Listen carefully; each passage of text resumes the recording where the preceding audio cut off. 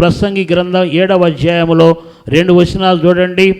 సుగంధ తైలము కంటే మంచి పేరు మేలు, ఒకని జన్మదినము కంటే మరణ దినమే మేలు.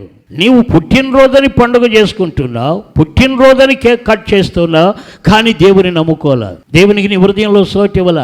కేకులు కట్ చేయటమే నేర్చుకున్నావు. ఆ జన్మదినం రోజు ఏమైనా ఆలోచిస్తూ ఉన్నావా? కేక్ ప్రక్కన పెట్టు. మనకు కేక్ గుర్తు వస్తుంది, క్యాండిల్ గుర్తు వస్తుంది, ఈ గుర్తు వస్తాయి, కానీ ఆయుష్కాలాన్ని ఇచ్చిన దేవుణ్ణి మర్చిపోతూ ఉన్నాం.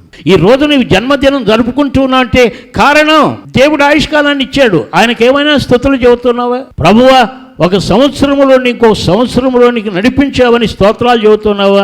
కానీ స్తోత్రాల కంటే ముందు మనం కేకులు కట్ చేస్తూ ఉన్నాం. ఇదే ఆనందం అయిపోయింది, పరమానందం అనుకుంటున్నాం. మీరు కేకులు కట్ చేసుకుంటారు, ఏం దానికి కాదు నేను చెప్పేది. కానీ ప్రభువు మర్చిపోతూ ఉన్నారుగా, ప్రభువు స్తోత్రం చెప్పట్లేదుగా.